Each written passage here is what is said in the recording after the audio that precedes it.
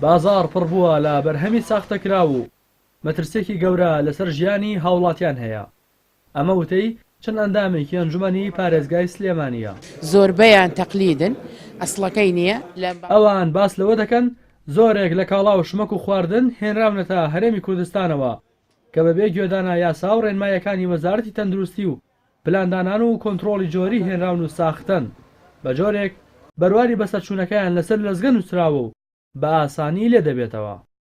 طبعا ئێمە وەکو ئەنجومەنی پارێزگا و چەند ئەندامێکی ئەنجومەن ئەندام ئەنجومەنێکمان چوو بۆ مارکێتێکەوە چەند مەوادێکی بەسەرچوو هەروەها چەند مەوادێکی تەقلید کە ئەسڵەکەی نییە و غێری ئەسڵەکەیەتی بەدەستیە ناوهێنامانە ئەنجومەن و لەگەڵ بەڕێوبەری چاودێری داراییمان ئێمە چاودێری خۆراکمان لێرە هین کرد کاکسۆرە.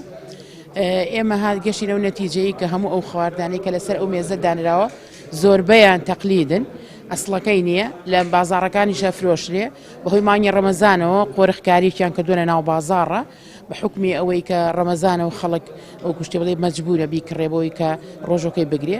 بەڵام ئەم خەڵکە قۆرخکاری کردووە، قۆرخکارێکەش گەشتوتە ئەوەی کە بکەوێتە سەر تەندروستی خەڵک. هەموو ئەم شتانەمی تەندروست لەسەر تەندروستیە. ڕێژەیەکی زۆر شمەک و کاڵات داخلی بازارەکانی هەرێمی کوردستان بۆ بەداخەوە لە ڕێگەی خاڵات سنووریەکانەوە کە ئەمەش چەند نمونەیە کە ئێمە هێناومانە زیاتر لە 1000 مادە دەبێت. نمونەی ئەم پەنیرە کە ئەمەیان ئەسڵە بە پێی یاسا و ڕێنمایەکانی وەزارەتی پلاندانان و کۆنتڕۆڵی جۆری دەبێت هەر کەرەستەیەکی خواردەمەنی و پاکەرەوە دەبێت کاتی بەسەرچوونەکەی بە لیزەر کرابێت. بەڵام ئەمە هەر عینی مارکەیە، هیچی پێوە نییە. بۆیە من لە ڕێگەی ئەم کەڵان بەڕێزەی بەڕێستانەوە هۆشداری دێنە هاوڵاتیان بە وریایی ئەو شمەک و کاڵانە بکڕین و ئەمەش حکوومەتی هەرێمی کوردستان لێی بەرپرسە و ئەبێ داواکاری گشتی و لایەنە پەیوەندەرەکان بێنە سەر خەت بۆ ئەوەی هاوڵاتیانی سنووری پارێزگای سلێمانی تووشی نەخۆشی درێژخایەن نەبن. بەڕێوەبەری چاودێری بازرگانی سلێمانیش دەڵێت ئەوان بە هەندەوە هۆشدارەکەی ئەنجومەنی پارێزگا وەردەگرن و بەدووادا چوونی بۆ دەکەن. وەکو بەڕێوەبەری چاودێری بازرگانی دوای ئەوەی بەرادەرانی ئەنجومەنی پارێزگا گەداریان کردین و لە بوونی هەندێک موادێ مەژوو خۆمان پاڵپشتی پشگیریەکەین لەو موادانەی کە بە شێوەیەکی بەرچاواتون لە ناوەڕێی کوردستانەوە کە بەرواری لەزگەیە کا بە هەموو شوێک مەمنوعە لەبەرەوەی بەپێی مواسەفاتی عێراقی کوالیتی کۆنتڕۆلی عێراقی ئەبێ هەج موادێکی یەتە ناوەوە بە شێوەیەکی بەرچاو بەروارەکەی لێزەر بێ بۆ ئەوەی بە هیچ شێوەیەک تەلاعبی پێ نەکرێ بۆ هاوڵاتیان. شەخۆتان نەزانن لەوانەیە هەندێک بازرگان هەبێ لە کاتێکی کە موادەکە ماوەکەی تەواو بێت هەرسێ بە گۆڕینی بەروارەکەی. لەبەرەوە ئێمە خۆمان بە هەموو شوێک ئەو موادانەی کە بەروای لەزگەی دەستێگرین بەسەرا و ناڵین بە شوێک لە بازرگانی شاری سلێمانیا مامەڵی پێوە بکرێت.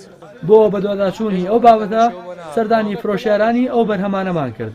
ئەوەی دەمیرا دوکانەکان بە ئاشکرا ئەو نمونانەیان تێدا بوو کە ئەندامانی ئەنجومەنی پارێزگا باسییان دەکرد. فرۆشیارانیش دەڵێن هیچ ڕێنمایەکیان بۆ نەهاتوە کە باس لەوە بکات بەرواری بەسەرچوون نابێت لەسەر لەزگەن وسرابێت. ڕەتیشی دەکەنەوە کە ئەو بەرهەمانە ساختە بن و باس لەوە دەکەن کێشەکە تەنها جیاوازی ڕێنمایەکانی وڵاتانی هەناردەکارە لەگەڵ ڕێنمایەکانی هەرێمی کوردستان. لەسەر بابەتی تاریخە نەخێر هیچ ڕێنمایەکمان بۆ نهاتووە تا ئێستا بڵێن بە ڕەسمی کە ئاگادار کرابێتینەوە.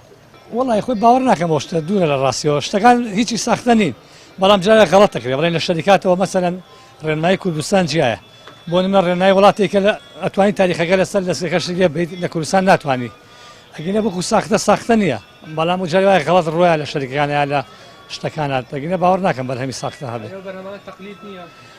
بەرهەمی تەقلید هەیە بەس وەکو ئەمانەی بە شتێکی عام نەخێر شتە مارکەکان هیچی تەقلید ناکرێت لێ خۆی شەریکان متابعەیەکە. ئەمەش بەرهەمێکی دیکەیە دیارە بەرواری بەسەرچوونەکەی تەنها لەزگەیەکە کە بە ئاسانی لێ بێتەوە. بە پێی ڕێنمایەکان جیاوازی نێوان بەرهەمێکی ئەسڵی و بەرهەمێکی ساختە ئەوەیە کە دەبێت بەرواری بەسەرچوونەکەی بە لێزەر لەسەر نووسرا بێت نەک لەسەر لەزگە بێت یان لە جێگایەک بێت بە ئاسانی لێ بکرێتەوە کە ئەمەش بەدەر لە هەوڵی لیژنەکانی بەدواداچوون هۆشیاری هاوڵاتانی پێویستە تا بتوان بەرهەمێکی ساختە و بەرهەمێکی ئەسڵی لە یەک جیا بکەنەوە. وەک دەوترێت زۆربوون ئەم بەرهەمانە لە بازاڕەکان وەکاری بڵاوبوونەوەی نەخۆشیە بە نمونەی نەخۆشی شێرپەنجە. ڕاستی حەمامین کەناڵی ئاسمانی پەیام سلێمانی.